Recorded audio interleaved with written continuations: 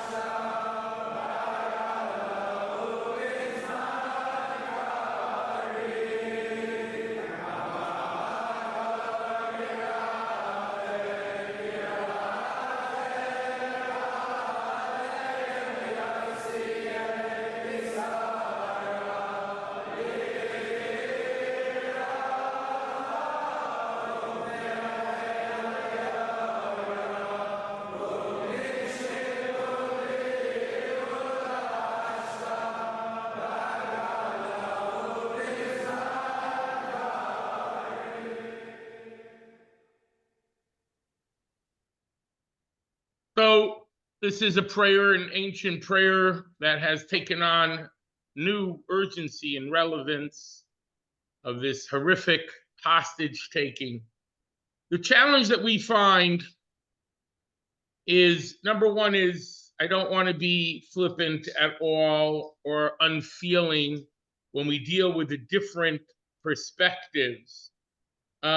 Because what really happened here and has been going on is one where really Hamas made a catch-22 squared for the Jewish people, for the people who live in Israel and outside of Israel, for all of us. I'm going to turn my ringer off so it doesn't go on in case anyone else is lost. I'll have to text. So what do I mean by that?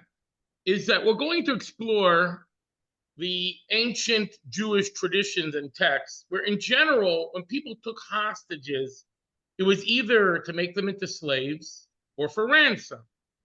It wasn't to free murderers.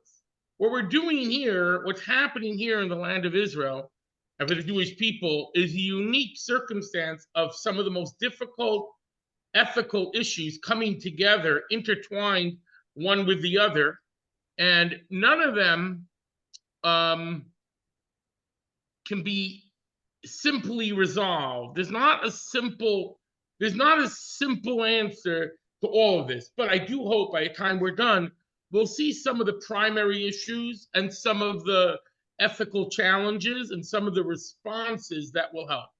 What I mean about this catch-22, just to give a little bit of a political analysis, which is not my forte, but just as an outsider looking in, what did Hamas want to accomplish? I just want to back up for a second.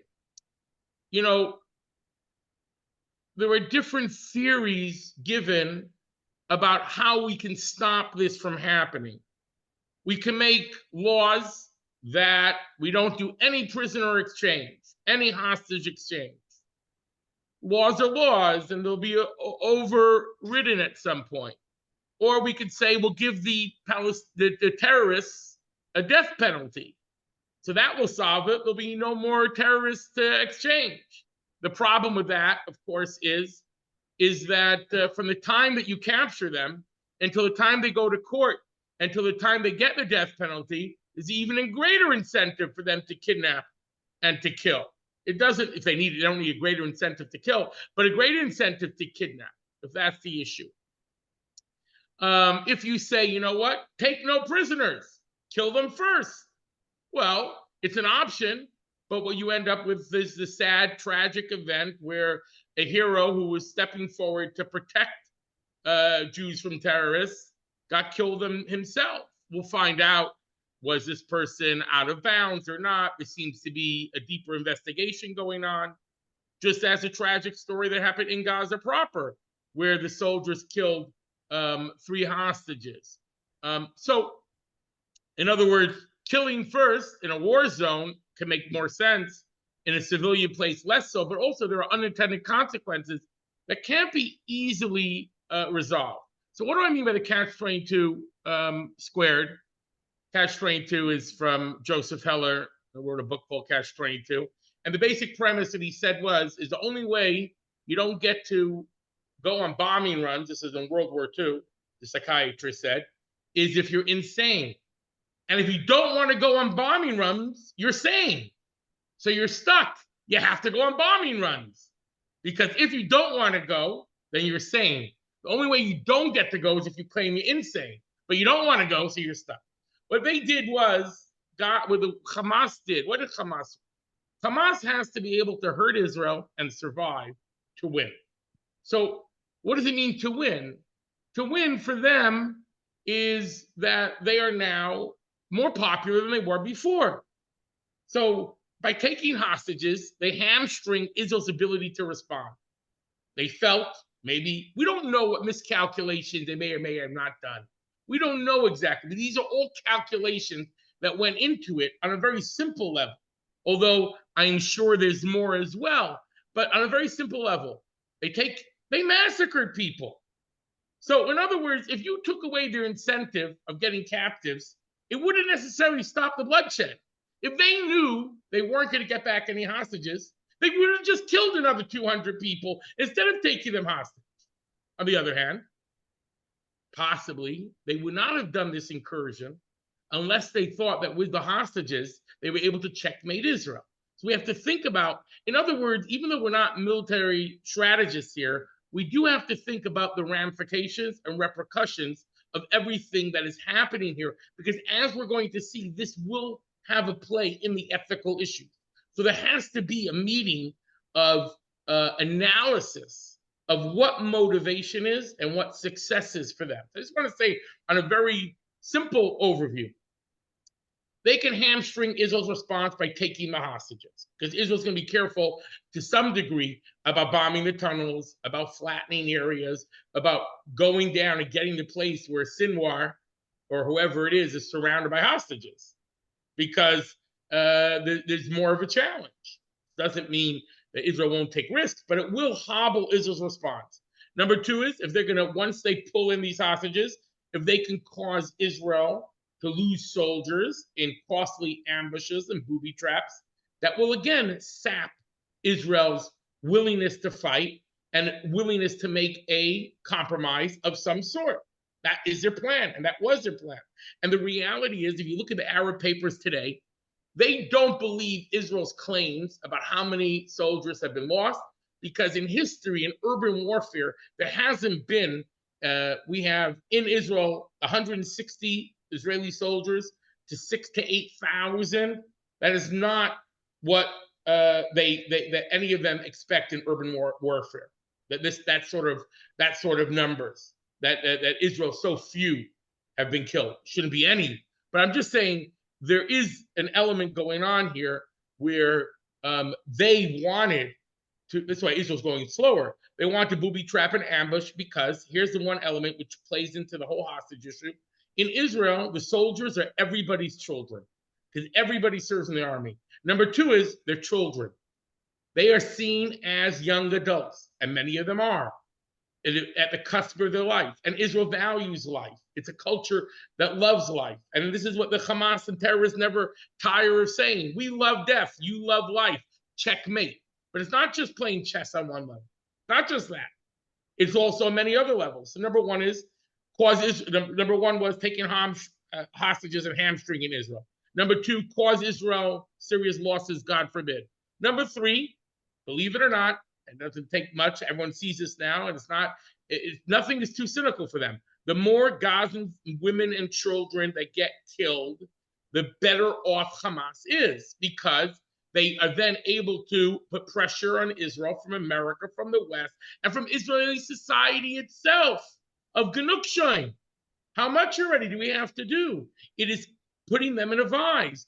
They say this themselves. If you go on the Arab websites, a memory that translates it, they say our victory is built in the blood of martyrs. In other words, by our women and children who are dying. I'm not sure if they signed up for this or not. That's another conversation for another time.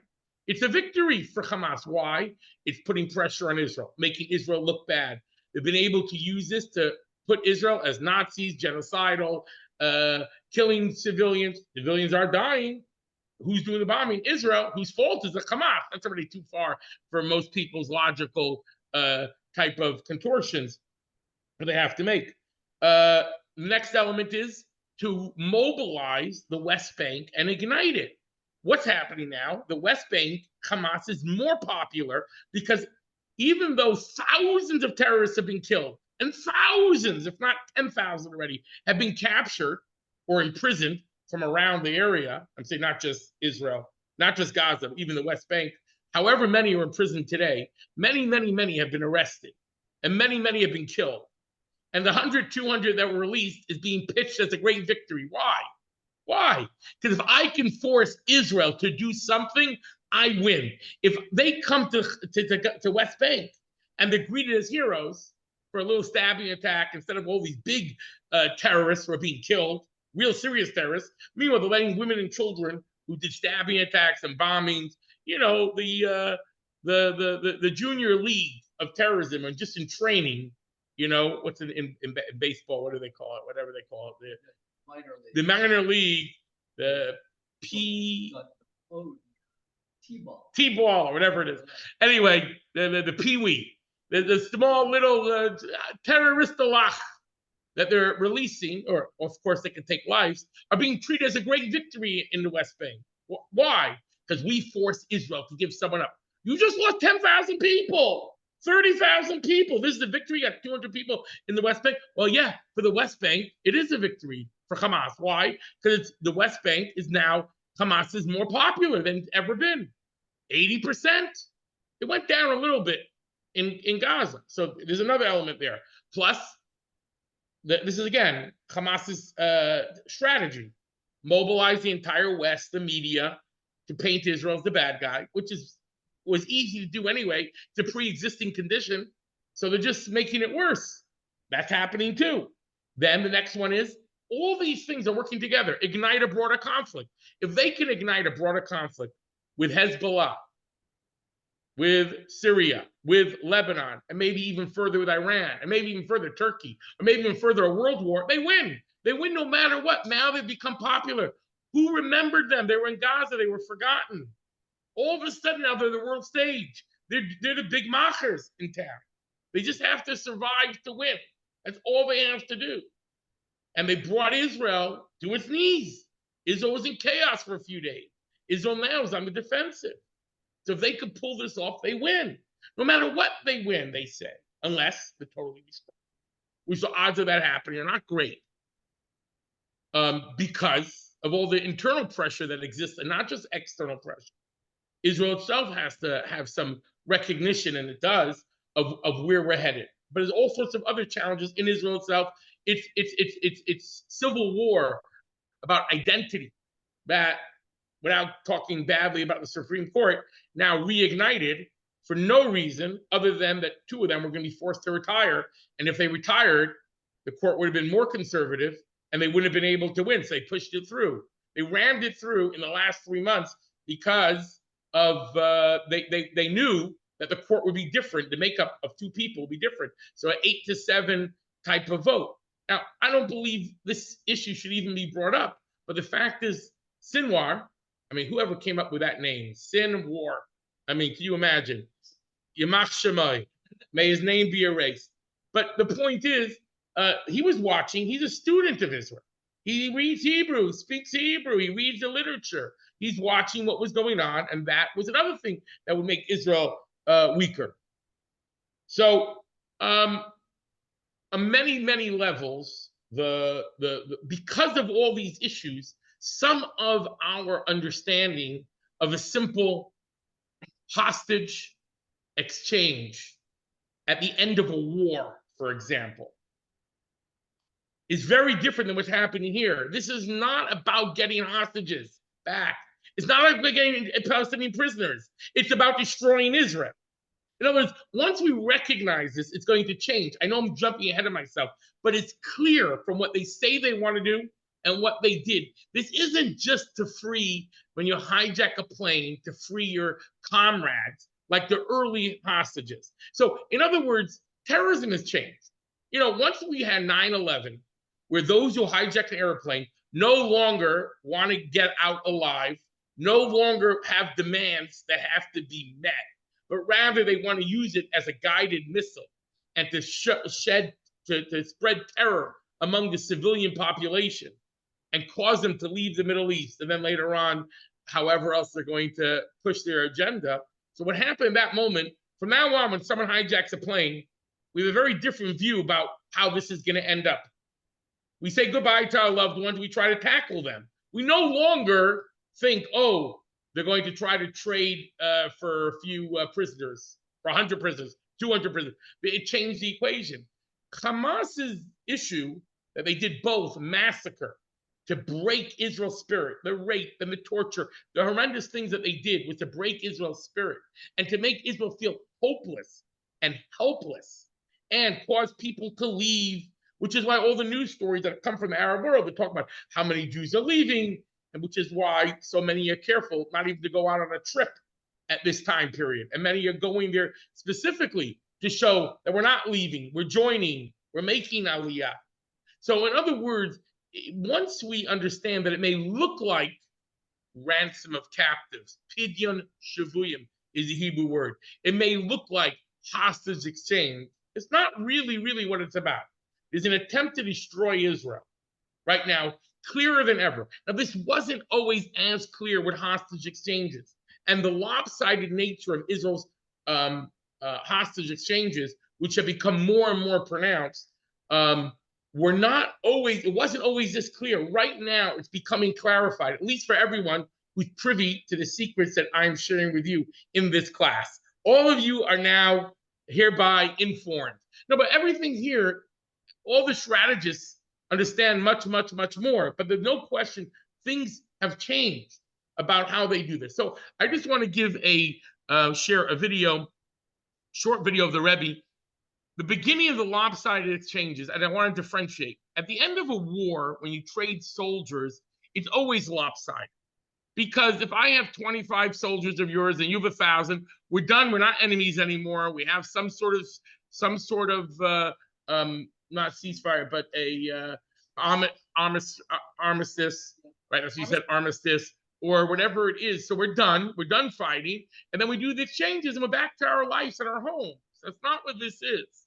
What happened was when terrorist groups began to kidnap soldiers or civilians or things like that, where it became much more lopsided. So the first one that was lopsided was one, I don't want to use the names, it was named after the poor Israelis who are freed. So I don't want them to be remembered by that they're the cause of murderers coming out. But either way, I think it was 83, there was one like for 80 for one, 75 for one. And then later on, the Jabril deal, which is, I think, 1985 for 1,000 terrorists. And then you had the big one, which was the Shalit deal. Okay, let me share, though.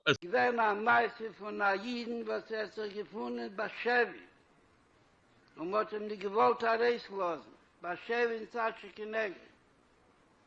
Bis wann nicht mit dem Messgebiet nach Fettlich und 70 von Zatsche Kinegel. Begoli hat ihn gesagt, aber wie bald lassen die Gewänke in andere Brille. Und wie bald hat das Aid mit einem gesprochen. Benel hat ihn sich nicht gekonnt rechnen, wie viel mit der Fahrer herauslassen. Von dieser Assurim hat ihn das so getan. Bischaß mir sagt, dass in Teine und Rachmon el-Islam jeder Rede verweitigt und der hätte als Sipur, als in der Gewänke einander Weg aber frei ist, seitdem hat befreit 70, tracht bei sich, öfter das der Weg und sie öfter in die Gewänke einander Weg und Nefe Schachas Misrael, ich kim Eilemol, Alachas kam bekam, es rät sich mehr nicht wegen 70. Hatten angesagt, die Räder und die Schreier in Eretz Akedisch und in Chutzloris sollt machen, als Schweig, wer der 70 sein. Adrabe, man soll machen, Simches wie Hilulis. Und mit dieser Chasse da andere, was meise sibische Tier, wenn sie das Sof mit Galle sein, bis wann es dann mit Galle gewinnt. Zwischen hat die etliche und 70 gewähnt a Timata halb. Und die, was eine dort nicht gewähnt bei Beis Asuri, wegen Inyonim shel Mabekach, was a viele wegen Inyonim shel Mabekach hat nechet angehalten, die Schiete, Jorno Hanan, auf nicht noch geben sich in die Jumi von Terroristen. Ich dort gewähnt, Korrev zu halb etlich von 30, und die, was haben Befehl, sich vernommen, mit Inyonim shel Meise Chavolo, bis Meise Chavolo, was hat gekostet, ne Forschis Mamesh.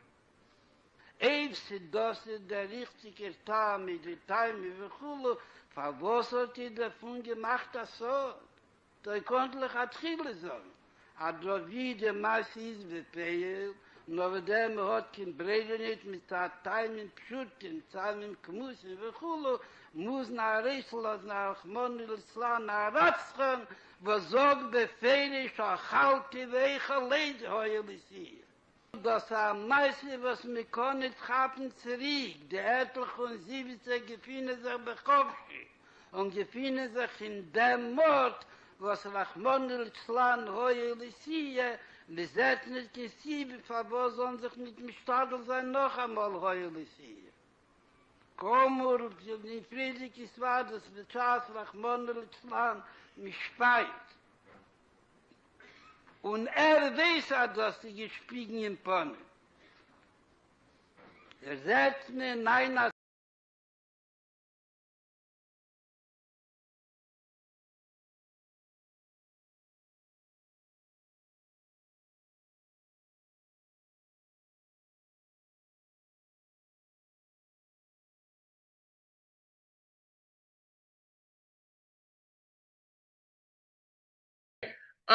the Rebbe's point was that number one, at that point, it was secrecy. They didn't want everyone in Israel to know that they were letting out murderers because you have all these families that lost people.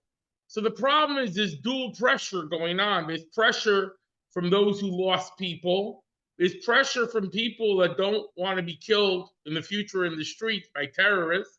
And then there's the family who's struggling.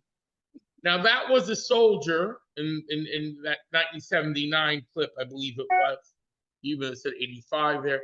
But either way, the challenge of allowing the murderers, whose the Rebbe's words were from about achalti, I'll eat and I'll eat again. It was a euphemism for someone saying, I did it once, I'm going to do it again.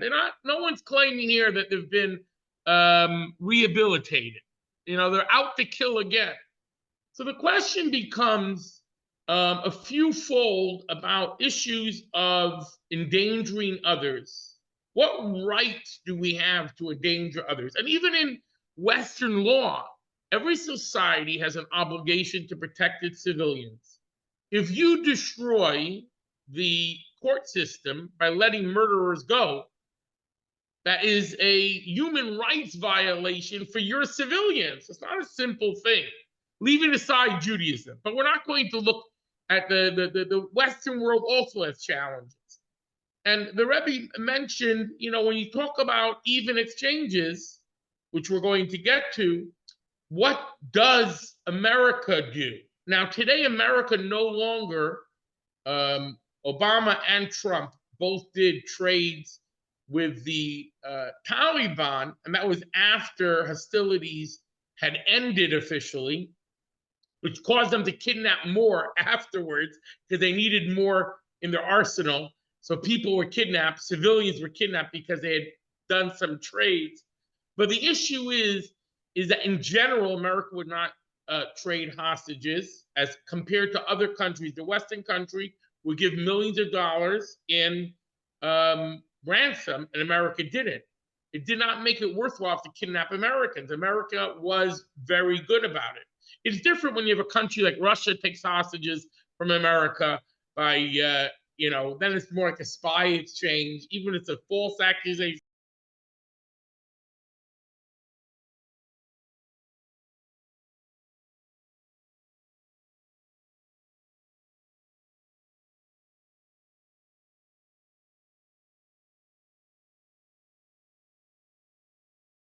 Whenever we look at a halachic question of this sort, we have three questions.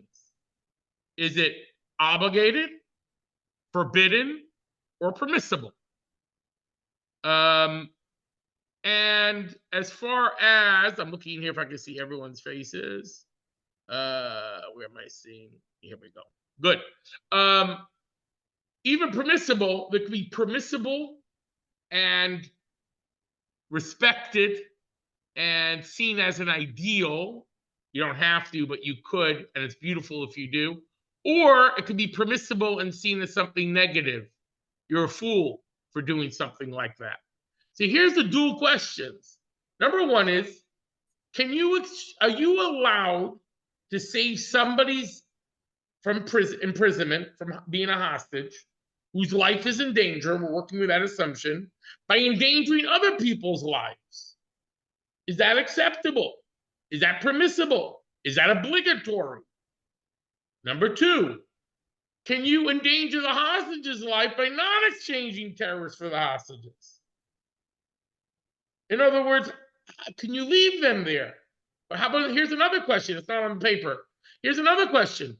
Can you send in soldiers to risk their lives to free hostages? Are the rules of war different? Are the rules of endangerment different for a war? Is this part and parcel of a war? Or is this something different than a war? And if it is a war, how are things different in a war?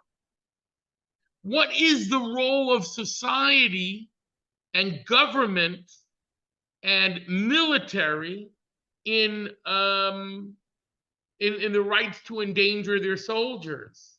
What are their rights to endanger civilians for the good, for the greater good?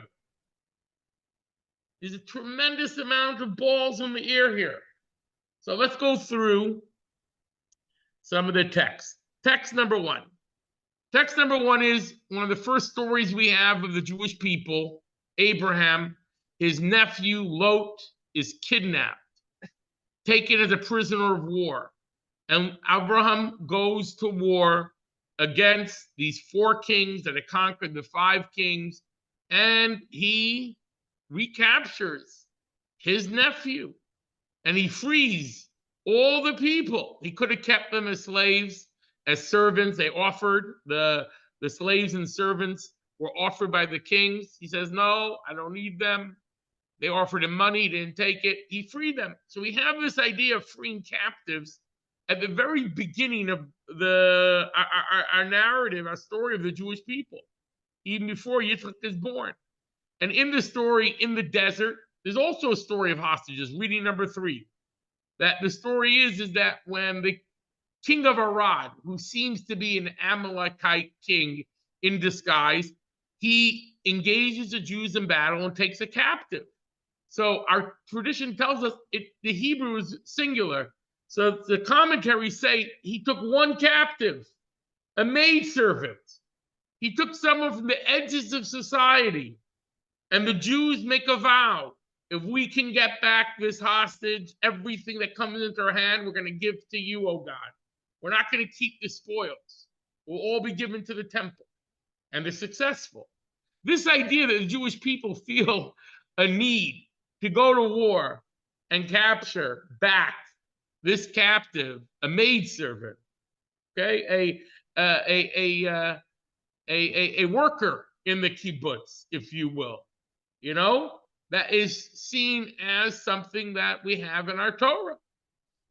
There's a story of King David. King David he comes to a city. He was first with the Philistines, and he ends up rejoining the Jewish people. But in that interim period, the Ziklag, the city, is captured. It's all burnt to the ground, literally like what happened in the kibbutz.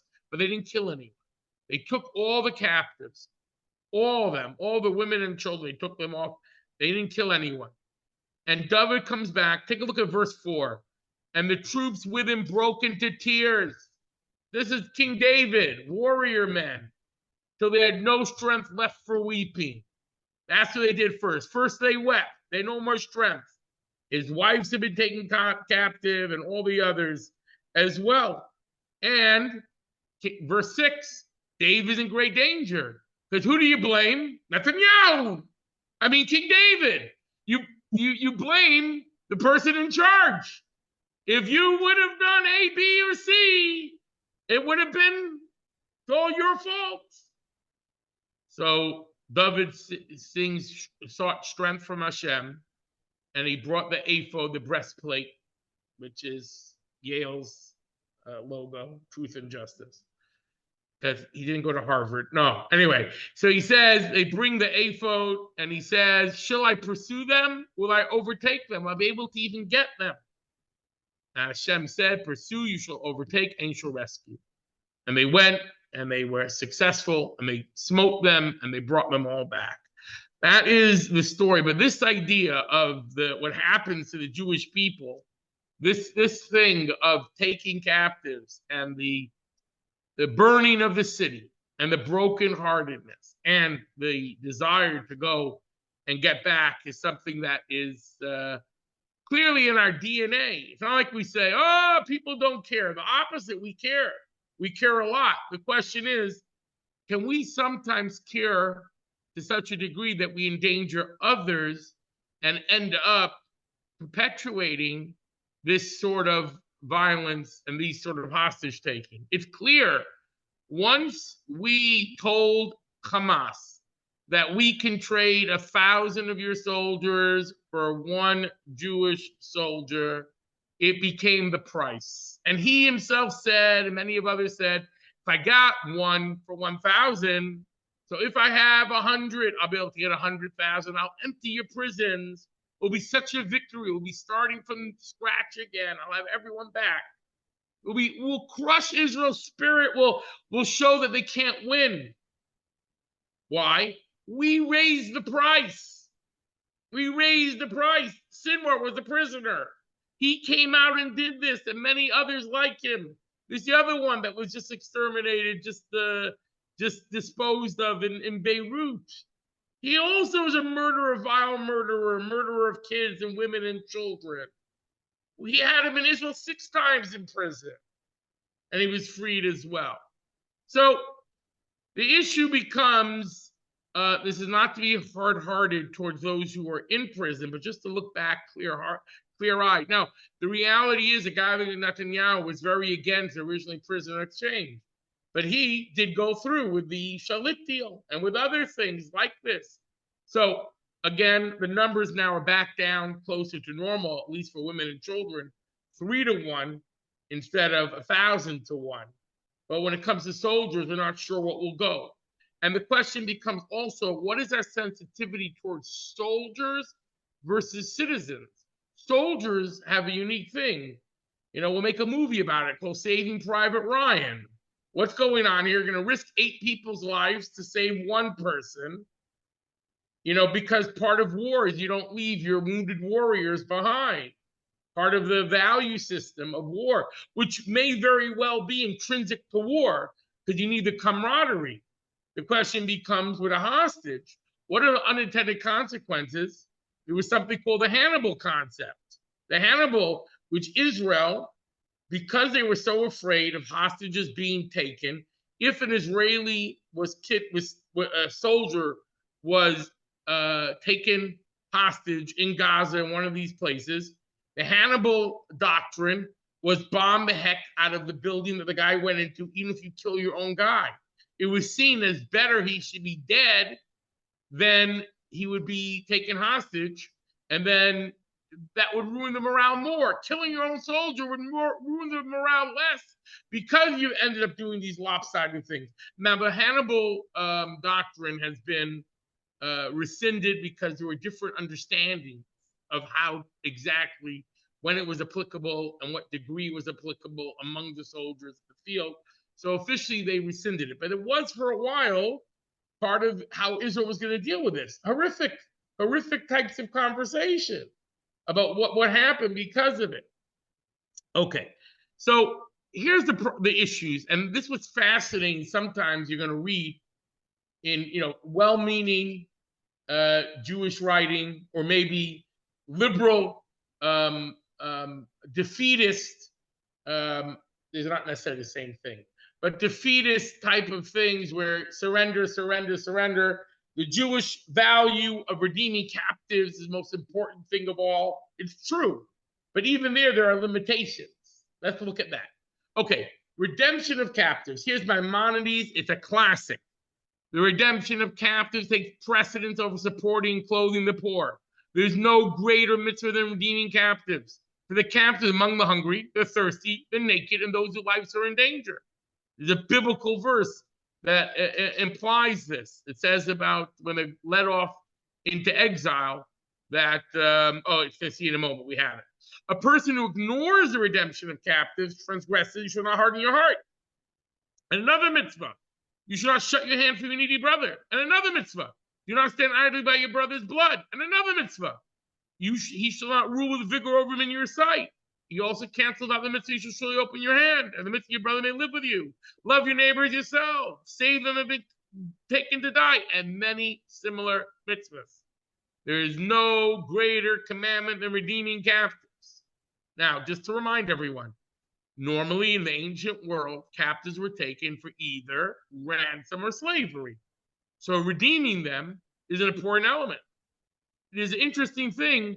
I didn't bring this down. I didn't bring this quote. I didn't bring this source. But there's an interesting thing about not helping captives escape, because you're going to endanger all the other captives who are then going to be put in chains and irons. In other words, are you going to cause, if you get an individual out, one individual out from being held as captive, what is going to be the response of all the other captors toward their captives? Let's talk about time like when after the destruction of the temple, when there are 1 million Jews in captivity throughout the Roman world. If you help Jews escape, what is going to be the response of the Roman captors to the many more that you can't help escape? They'll put them in chains and irons. Be a lot worse for them. So it's an interesting question, a separate moral question about your alleviation can then endanger more people's lives. Again, and make their life worse. So there's an interesting element about this is not the same thing here, because as we're talking, you see it's a different ball game. There's different moral challenges, but it's important to recognize there are different types of limitations that are put in play. Okay, we don't, the Talmudic quote in 8 just tells us that since God in the text in Jeremiah talks about telling the Jewish people after destruction, some are for death, some are for sword, some are for famine, some for captivity, that each one is progressively worse in reading number 8. So therefore, captivity is seen as the worst. Why? It includes all the others. There's famine, there's sword, there's possible, all the other things that come along with it. But there are limits in Jewish law to redemption of captives. Okay, here's a famous Mishnah, very important Mishnah people quote. Captives should not be redeemed for more than the value because of tikkun olam. Jonathan's favorite word, tikkun olam. Tikkun olam here does not mean social justice. We're going to debate what it means. That's what it doesn't mean that exactly. It's related, so you'll see. But first of all, what does it mean, their value? What is their value? Who determines value of a slave? We just told us life has infinite value. So what is value? And then what is tikkun olam? Talmud discusses what is tikkun olam first. Tikkun olam doesn't refer to the burden which may be imposed on the community, or to the possibility that the activities of the captors may be stimulated. Is it a monetary concern, or is it a danger of more people being captured, endangering more lives? What do I mean, a monetary? Is this a fiscal policy that if you say, hey, no price is too high for my Jewish brothers, and the thieves and the kidnappers say, wonderful, 10 million, 100 million, a billion, make yourself bankrupt, no price is too great. What's going to happen is you're not going to be able to survive as a community, and you won't be able to help others.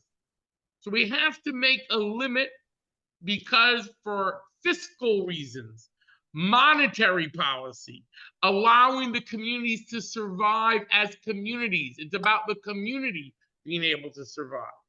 The second interpretation is you are going to inspire, if you give a good price, hey, this is the way to earn a living. You're going, all these guys that are trying to make money selling crack or selling whatever, Potagon, whatever the Hamas terrorists and Hezbollah terrorists and Iran terrorists are selling, all the different drugs. There's heroin coming from Lebanon. There's this Potagon uppers speed stuff coming from Syria. There's other stuff coming from Iran. That's one way they make a living. Another way, ISIS made a living, well, hostages, ransom for Western countries. The more you, excuse me, the more you give, the better it seems like a career choice. Honey, what are you going to do when you grow up? Kidnap. And the Jews are the best kidnap. If the Jews pay the most, honey, that's where you go. Kidnap a Jew. If you kidnap someone in Sudan, they may have a sign, save my girls, for 15 minutes, and then they forget about you. The Jews will give you what you want. So we're concerned. You're going to make it an incentive for people to kidnap. Don't give more than their value. The Talmud asked the question, wait, Levi, the son of Darga, ransomed his daughter. She's a lovely girl, but 13,000 dinars of gold. That's a lot of money. That's $100 million, $10 million, whatever it was. So we seem to have a proof, the Talmud asked. And the rabbis answer, who says he asked the rabbis? It's my daughter, he said. I don't care what Jewish law says. I'm going to go and ransom my daughter. We don't know. The Talmud is not clear. In other words, we have somebody, and this is going to be the issue. This rule about not ransoming more than they're worth is sometimes observed more in its non-observance than its observance. As we're going to see, there are exceptions to the rule and limits to the rule. And when the limits are overruled as well. This is going to be issue. But Levi ben Darga, the Talmud is working, we don't know. The Talmud does not conclude, one more time, is this a fiscal policy or is it about saving people from being kidnapped? Big question. And I'm just going to give you the majority of rabbis throughout the ages have felt it was more about protecting lives than a fiscal policy. Okay? This doesn't mean that fiscal policy isn't there, but it's not considered the main issue. And there will be a difference in law. What's the difference? Take a look. Rashi says, because of the burden to the community, that's tikkun olam, that's the first one. He says, but you're going to impoverish the community if you give too much money. Or to the possibility that the idol worshippers will be risking their lives to kidnap Jews because it's a good business. It's a great business model because they can sell them for great names. So they'll work harder to get Jews than anyone else. So you're going to make an incentive. The Jews all of a sudden become a plum catch because the Jews will redeem hostages. And the reality has been throughout history that along the Mediterranean or other places where pirates came, they knew that the Jewish community would come out to redeem their captives. But in general, the rule was don't pay more than their value. What does that mean, their value? We'll get to that in a second. But what would be the difference? Now, here's a little bit of Talmudic logic. What's the difference between the reason, if the law is don't pay more than their value, whether the motivation is fiscal policy for a community or endangering individuals, what's the difference in law? Look what Rashi says. The practical difference is regarding a situation where the captive has a rich father or relative who wants to redeem him for much money and not hold the community responsible. So if I want to redeem my brother, God forbid, and I'm a billionaire, so if I give $1 million, which is more than the value, let's just work for a moment just so everyone can be on the same page. Let's work with the value being the slave market in the olden days. So whatever the value is for a 70-year-old guy, that's what you pay. Give him a little extra $5 to make it worth his while. But don't push up the price. But wait 1 second. If it's only because I don't want to impoverish the community, so the communities won't raise money and pay more than the value. But any individual who's a millionaire, does well, can redeem. Why not? Doesn't hurt the fiscal policy of the communities. It won't impoverish the communities. Excuse me. Okay. Any thoughts before we go further and allow me to cough into my tea? Okay. So far, is it fiscal policy or is it life-threatening? And what's the idea of values? I want to give you another idea of values before we go further. Value number one is what it costs in the slave market. Another ancient interpretation is what the nations of the world pay to redeem their hostages. In other words, not slave market. Even if there's no slave market, even if no slavery, what do the nations of the world do? Why? Because you don't want to make an incentive. You have to be in line with international criteria. If England and France are paying $1 million per hostage, you can do that. From when ISIS was fundraising or getting hostages, right? We're not yet talking about endangering life. That's another issue by freeing murderer. We're now talking about what is the price that one has to pay. We'll get to this, may be related to captives, but right now, the value is either the slave market or it's going to be what other nations do. That is much more workable for us today because you could look at policy. What do governments do to get back their citizens from the enemy? Now, this is not perfect for a variety of reasons, but let's just leave that for a minute because my enemy may not be the enemies in Sudan, maybe different enemies, right? So what they do and what, their incentives to attack us may not be the same. They may hate the Jews more than the Sudanese enemies hate the Sudanese. We don't know that. Okay, but let's go a little bit further.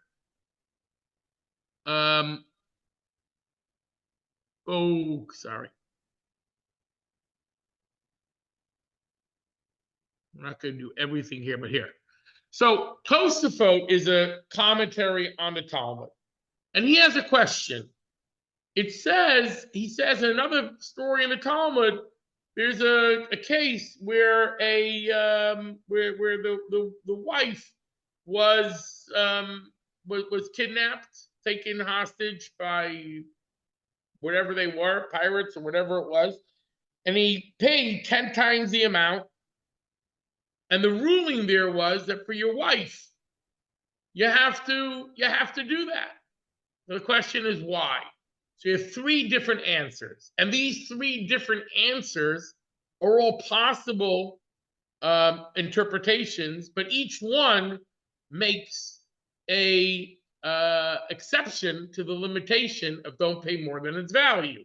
Number one is a wife is like your body.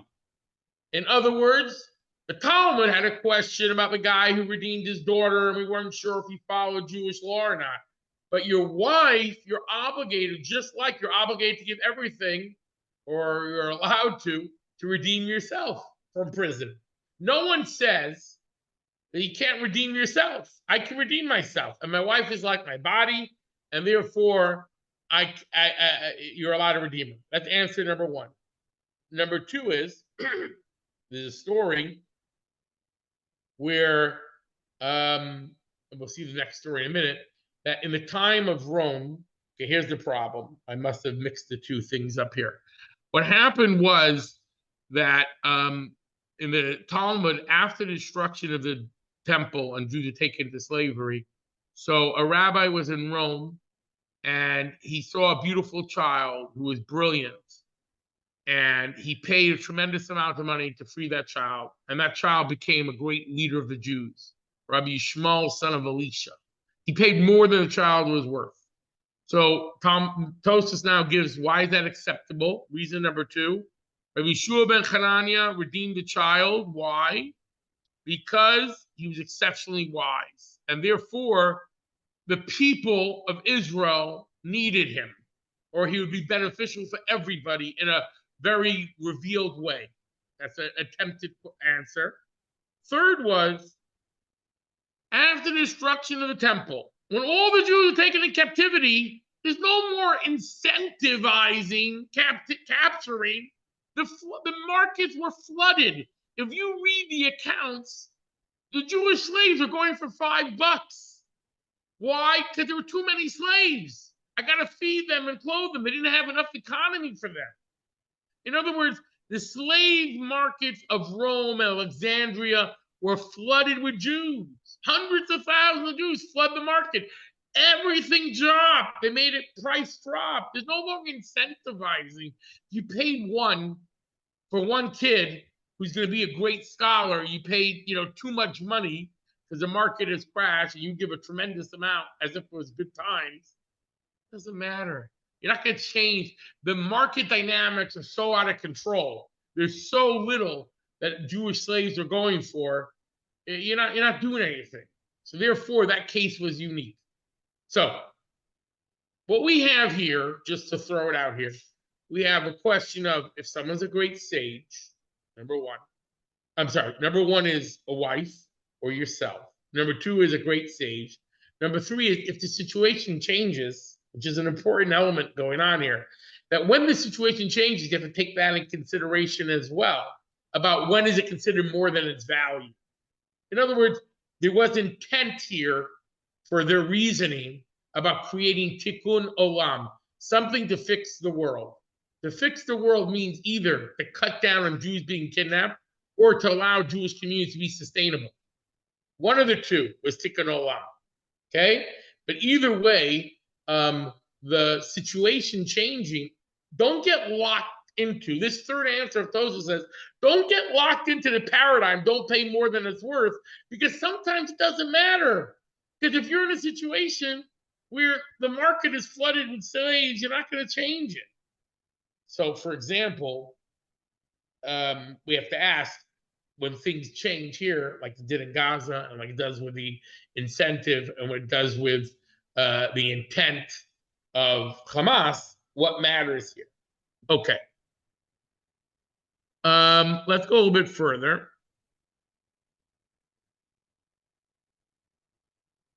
Okay. This is the story, reading 13. We don't have to read it again.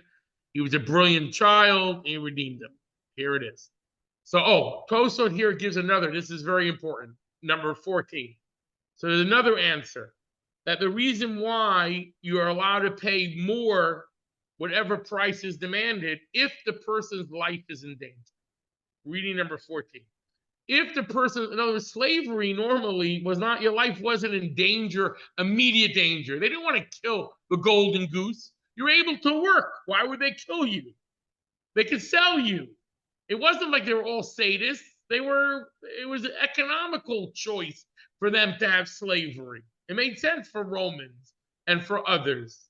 So the point is, however, if you're in a situation where the guy is threatening to kill the person, or he's a terrible boss who beats the Jews up and is going to kill them, so then you could pay any price. To save a life, you can pay any price. This is a very important element, which is coming up right now. Any price. Any price. We're willing to give any price is what people are saying in Israel, especially those who have hostages. But really, really, will they give any price? Do we give up Ashkelon for a terrorist? Do we give up Tel Aviv?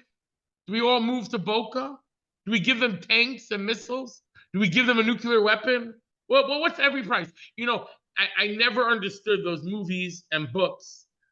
Maybe this doesn't say much for my taste in reading, but where the bad guy puts a gun to someone's head or to someone's kid head and said, "I'm gonna kill that person if you don't give me the nuclear codes." Honey, we're all dying for the nuclear codes. We're killing millions. Well, how does that help? I'm going to save this one person. In other words, this becomes really the question. It may feel like I'm just letting free 1,000 terrorists, but what's been happening has been a mobilizing the entire radicalization of, and helping radicalize, even though they didn't need that much help, but helping them think that they could be successful in their endeavors. You taught them that this works, and this is seen by them as victory. We've taught them this. We trained them this. If we would have been tough, like America was in general, we wouldn't be in this situation of that point. Now, it doesn't mean they wouldn't try to kill us. They would have tried other things. But this idea of captives per se, and not just that, let's be honest, part of the reason they felt they were able to get away with the slaughter and murder and breaking the spirit of all these people and torture was because they took these captives. This was going to be their protective shield. They don't have an iron dome. They have a dome of Jews. This is going to protect them. Did they miscalculate or not? I don't know. You know, I'm not sure what degree they did or didn't. Could be they did. With God's help, it'll be a massive miscalculation. And they'll be totally destroyed and wiped away with all wickedness. But I don't know. And they don't know. Not yet. We don't know where things will go in a minute. Okay. Here's a historical precedent. Mayor of Rothenburg. Now, this story, historically, some recent questions have come up about it, but it is an accepted story for hundreds of years, even though it happened about 1,000 years ago. Here's the story. This is from the Maharshal. He's writing this. He's writing in the 1500s, and he's referring to something that happened 300 years earlier. I heard about our teacher, a mayor of Rothenburg, may his memory be for a blessing, who was held captive in the fortress for a certain number of years, and the king demanded a exorbitant ransom, and the communities wished to pay. Mayor did not allow. He said, "You're not allowed to ransom captive more than the worth." I'm flabbergasted. He was the leader of the generation. You can ransom all the money in the world. If due to his humility, he didn't consider himself a great Torah scholar, he should have at least considered them out of Torah, and that would be lost. where he's sitting there without Torah and light. How can he not consider this sin of Torah? He wants to be humble, let him be humble. The public needed him. Clearly, his opinion was if they ransom him, one need fear less all the rulers take the greatest Torah scholar generation in captivity. For ransom so great that the means of the African communities would not be sufficient to ransom them. They would take them all and be no more money left. As it was, this King Rudolph, I believe who it was, King Rudolph then tries to kidnap his student, the Rosh, Rabbeinu Usher, who has to flee to Spain and becomes a leader of the Sephardic community, but he runs away because Rudolph, the red-nosed leader, is chasing him to kidnap him because this is what he was going to do to get money. Rameir died in prison, and it wasn't until years later, according to tradition, that he was able to, the Jewish community pitched in to redeem him and bury him. That was they wanted to stop this horror. No negotiation with rulers, with Rudolphs, for overpriced rabbis. Too much. We're going to make it an incentive for them to all kidnap. This is how he understands it. I also heard the same evil rule wanted to seize the student, Rabbeinu Usher. He got wind of this and fled to Tiltilla and was saved by God's compassion and mercy. Because of this, the Maram said it's better a little wisdom be lost than the total loss of all Torah scholarship. And this is a sign that he was correct. At that time, they ceased seizing by Aspasages. That was it. The kidnapping stopped. Because they saw it didn't pay. The rabbi said, I'm willing to die in prison rather than make the community pay my ransom. Precedent. Okay. Let's go a bit further now, though, to the challenge of endangering life. We're not going to read every one of these readings, because really this could be 10 classes. So here are the other moral issues. There's a mitzvah in the Torah. Love your neighbor as yourself. How much do I have to love you? If I'm walking in the desert and we have one jug of water and there's only enough for one of us to survive until we reach the next place, do I have to share it with you and both die? Rabbi Akiva says, the Torah says, your brother shall live with you. You have to survive, then he can survive with you. First put on your own mask and then help the child with their mask. First take the water that you need to live. Of course, if you have more, give it to them too. But the issue is, if you are for sure gonna die, and this person might die, maybe someone will show up, maybe something will happen. But right now, I don't have to kill myself to save you. Who says his blood is redder than yours? Okay. You have to live with, oh, that's a different line. That's a different line. We'll use that in a moment. Okay.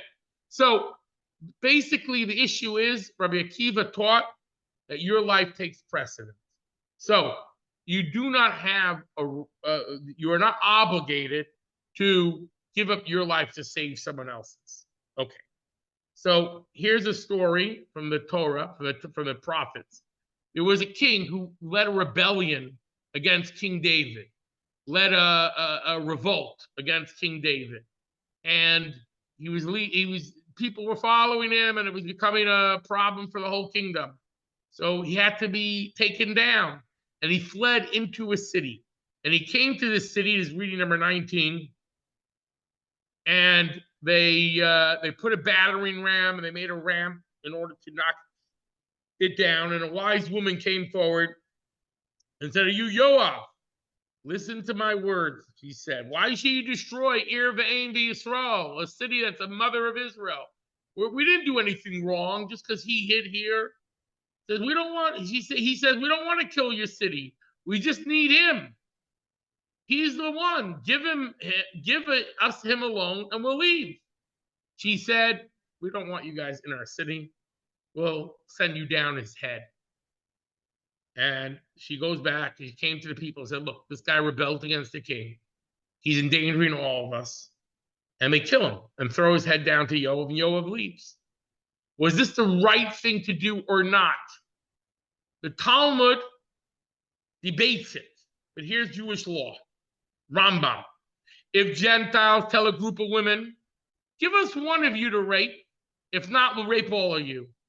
They should allow themselves all to be raped rather than give over a single soul to the Gentiles.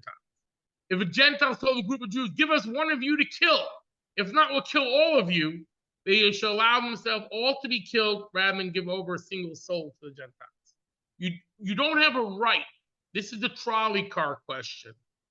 The trolley car question goes like this.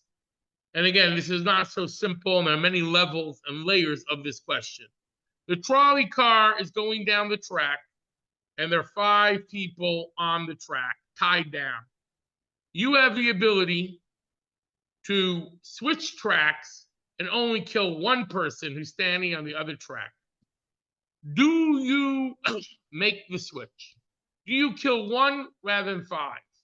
Do you knock the arrow or the hand grenade to kill fewer people? Do I knock the missile out of the sky where I know it's going to kill other people, but fewer people? What is the right thing to do? Now, in war, we'll have to talk about war is going to be different, but a lot of these questions. But not in war, the trolley car. What does one do? So here's the basic idea in Jewish law. I cannot take an active, there's debate, but I cannot take an active role in shortening somebody's life. I cannot kill one in order to save many. I can't kill many. The question becomes with a trolley car, who's the one that started it? Who's the one that's moving it? It's not so simple. And there could be some other variables in that time, but I can for sure not kill one in order to save many. Let's put it in other words. Someone walks into a hospital, healthy guy, he's coming to visit.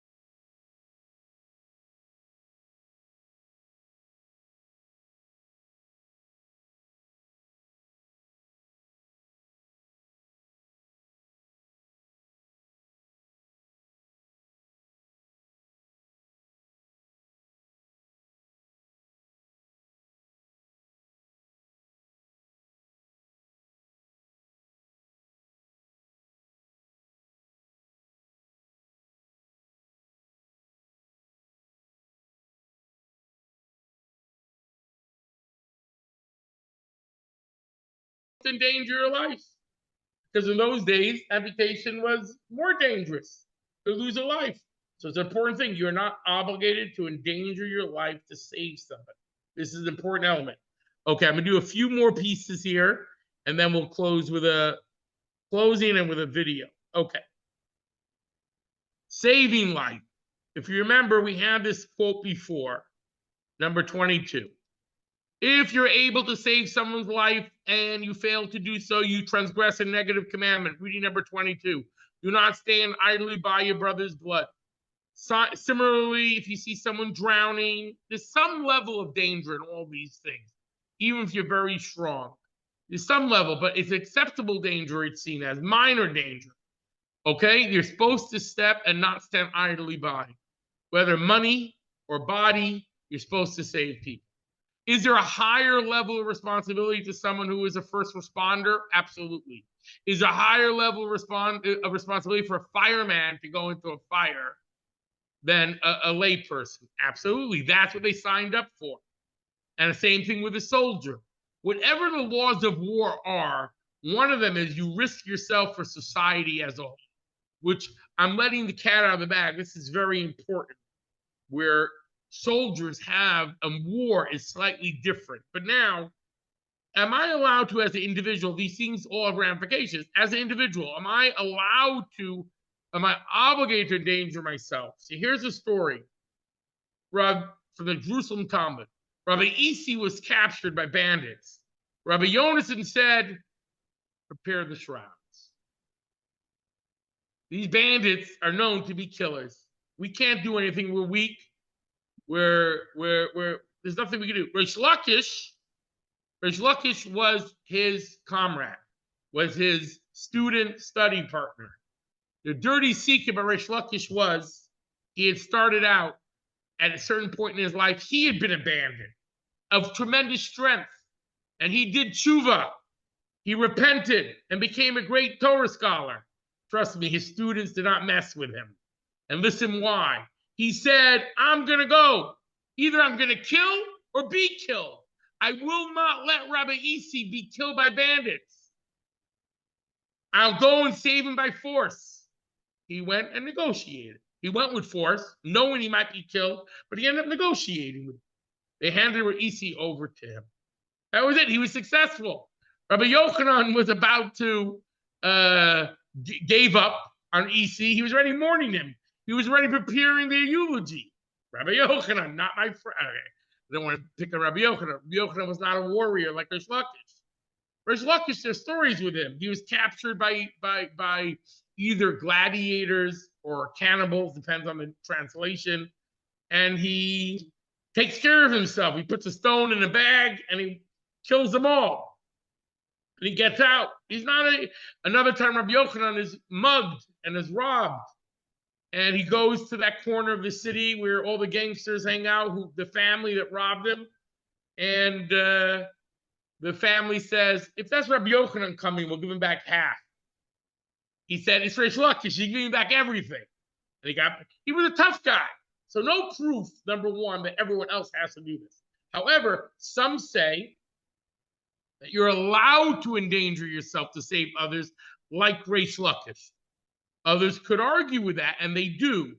We're not going to read everything here, but the Rav Yosef Karo quotes this based on this idea. He doesn't quote it directly, but he says you're allowed to put yourself in a level of danger to save another Jew from an absolute life-threatening situation. This issue, doubt versus absolute. If that person is absolutely going to be killed, can I go in and try to save Waxman, the Jewish soldier who was kidnapped, and they went in, Waxman got killed, and the leader of the Jewish commando force got killed, if you remember that story. And this is happening all the time in Gaza. People are endangering their life to save others. So someone else is in sure danger, and I am in a possible danger. I'm allowed to go in and try to save them. Am I allowed to give my life for someone else? Can I throw myself on a grenade, even not in war? Possibly. Some say you're a fool for giving up. Why is your life redder than his? Why is his life redder than yours?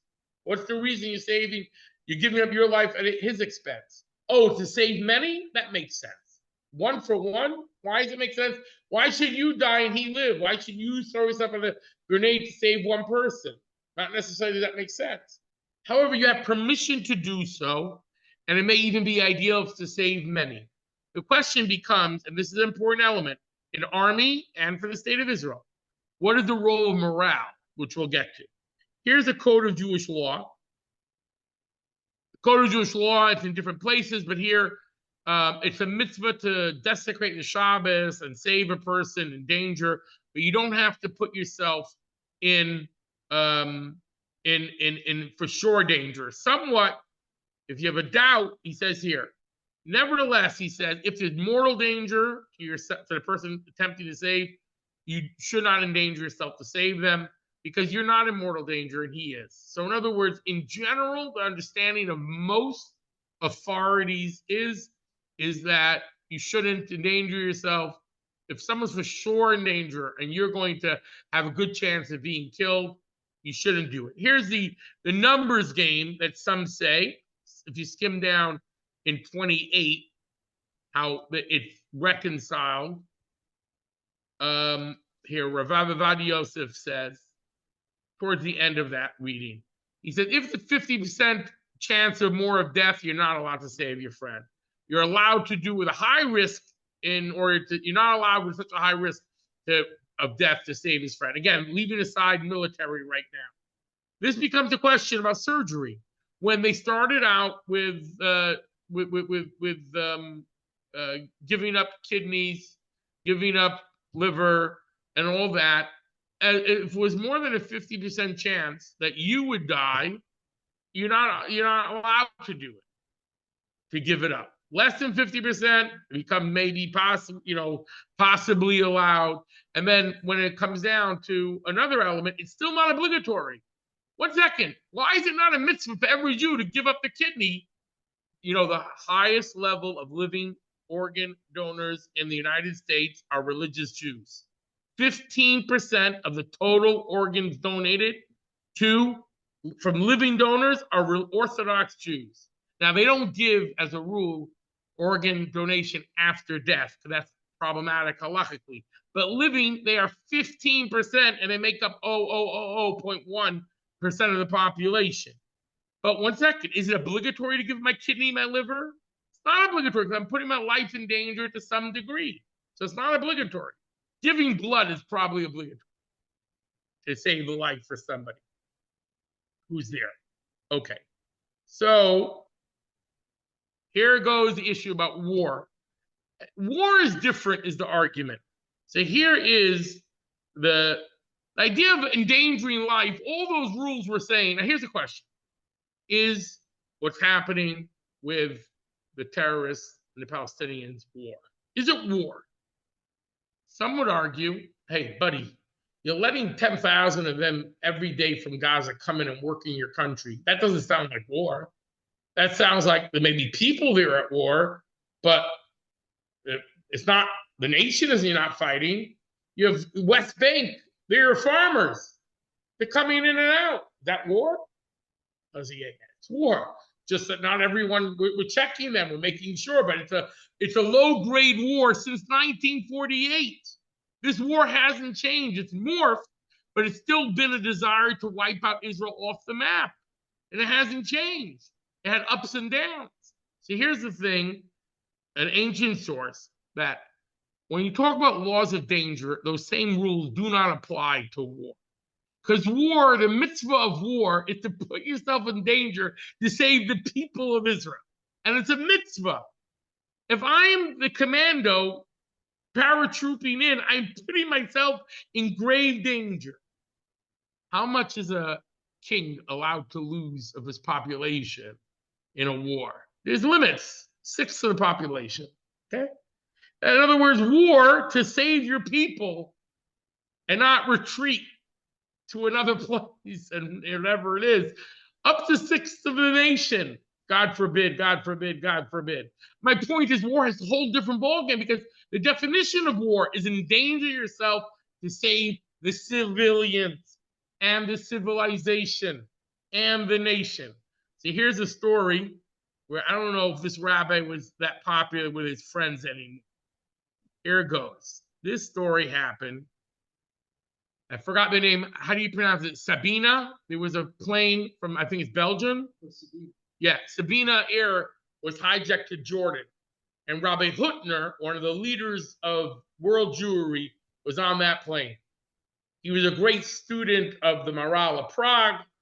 He was a great leader of the non-Hasidic world. And his students, based on what we learned about somebody is a great leader, you can pay more than the price. Now, these people wanted to get hostages. They didn't want to get cash. I mean, they wanted to get prisoners free. That's what they wanted in Jordan.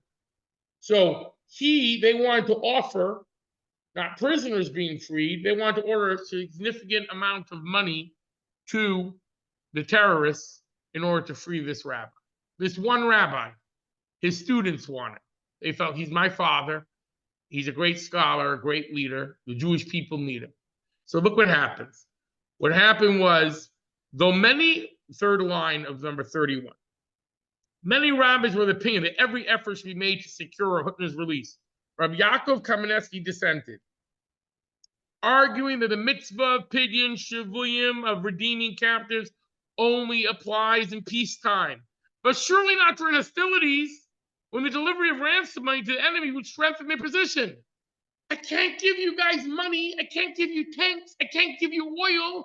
I can't give you fuel, because it's making you stronger and kill more people and cause the war to go on. This is a war. We have to get rid of it. In other words, Yaakov Kamenetsky was of the opinion that you cannot be supporting and giving and making the war go on. It's war. War has different rules. He said, even though a ceasefire existed at that time, the 1948 War of Independence had never really ended. For the Arabs' avowed goal to destroy the state of Israel and drive the Jews into the sea had never been renounced. In his view, although Israel was only a war of attrition in some way, terrorism, attrition, it was not engaged in active battle with nation states. In the eyes of Jewish law, it was considered to be an experience of mere lull in the ongoing original 1948 War of Independence. Now, I will just say, the question becomes the right to send in soldiers to save people and at the risk of their life, or to free murderers at the risk of everybody else's life, is not a simple situation if you're trying to save the lives of those people there. I would just say, you have long-term, by lopsided and releasing murderers, you have weakened the Jewish people and the Jewish state and endangered many. That's the reality. Can you put this genie back in the bottle? Ultimately, I do believe the lesser evil is to kill the terrorists so you don't have them in your prisons, because realistically, the terrorists, you're releasing fewer murderers then. I don't mean in death penalty, I mean in battle. Realistically, that would seem to be, even with the danger to other people and civilians, if you were measuring. But it ultimately really does come down to what the society decides, and the government is elected by the people.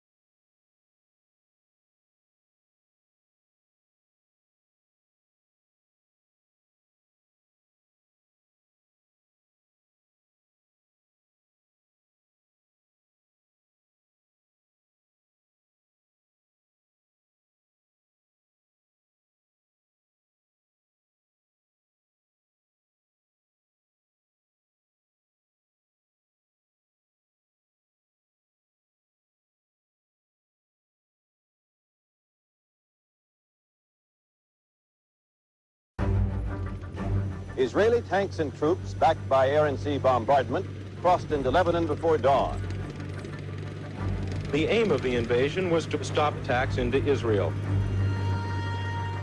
The Rebbe said you went into Lebanon in self-defense because there was terrorism emanating from Lebanese territory. Palestinian guerrillas struck at the northern Israeli town of Ma'alot. Of the 100 children held hostage by the guerrillas, 20 died and 70 were injured in the shootout with Israeli troops.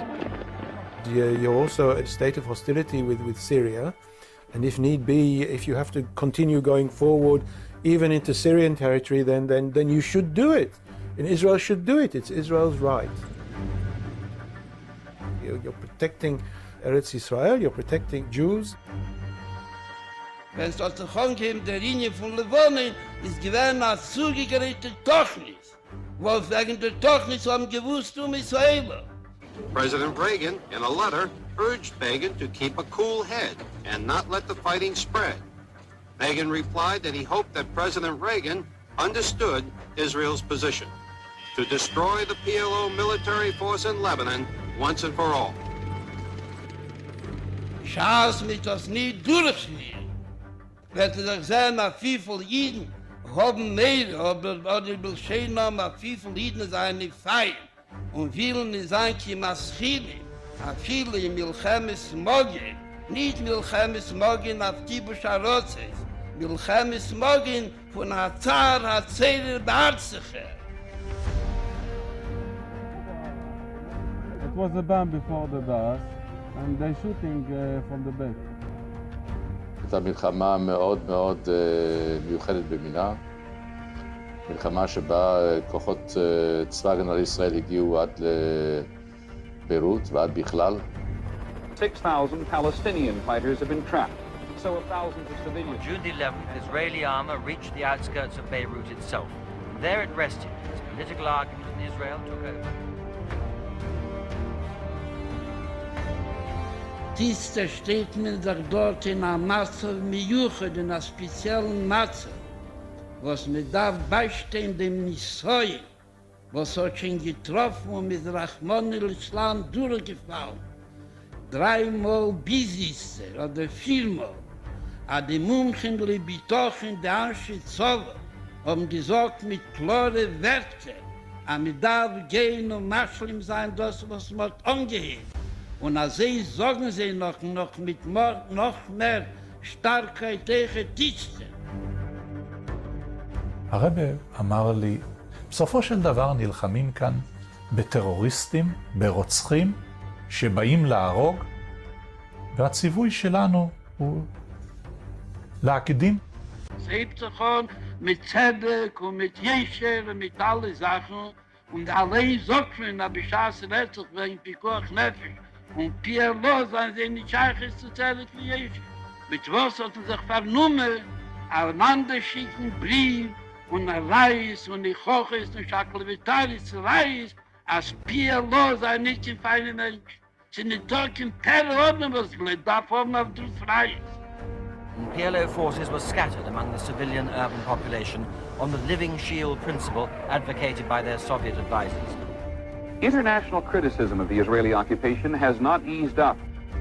The inherent right of self-defense. 2/3 of the United Nations boycotted Prime Minister Begin's defense of the Lebanon invasion. President Reagan said today he's lost patience with the continuing bloodshed in Lebanon before another shaky ceasefire went into effect. Hat man gehofft, der was darf das durchführen mit Pashtus und mit Chitus, wird sich nicht rechnen mit der Das von dem Mugelleben von den Pantonen. A viele werden angerufen, a Politiker oder a Minister, der kann jetzt übersetzen, als bei mir das klar, dass in der Geld, der Pikuach, Nefesh, von einer Kammer wie Kammer von Iden befehlt. PLO stood as hesitant Israeli assault for over 2 months. The Begin government insists all of the PLO leave Beirut and that not even a symbolic presence remain in the city.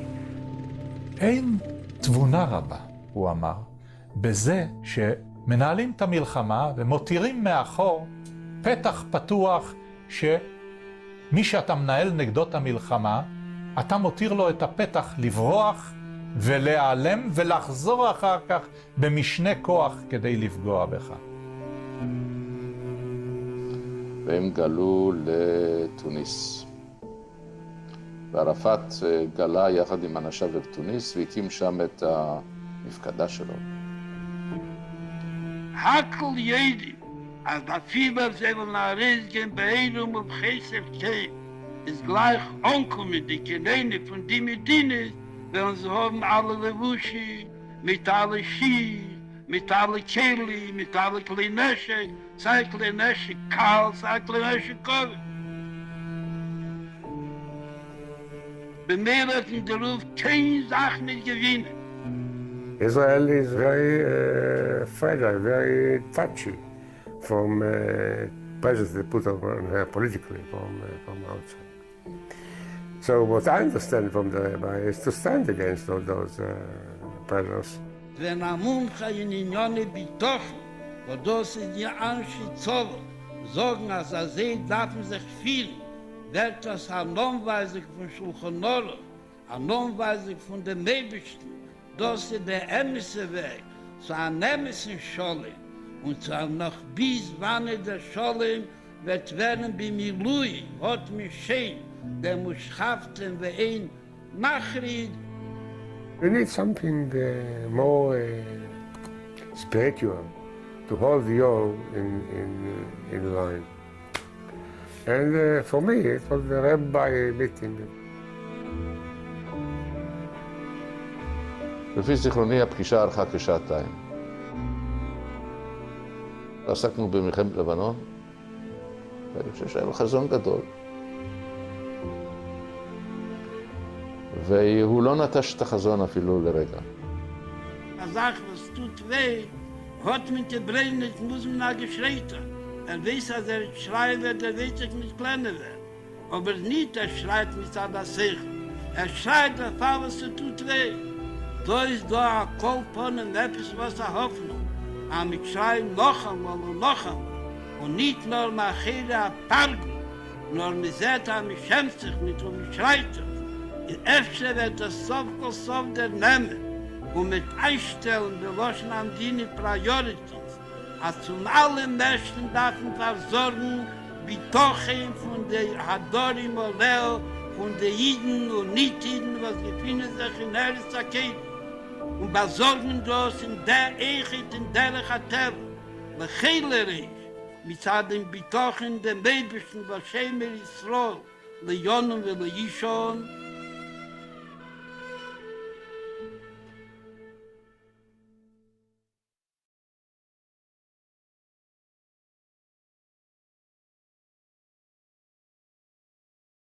Gebiet nach Vettlech und 70 von Zatsche Keneg. Begoli hat ihn gesagt, aber wie bald lassen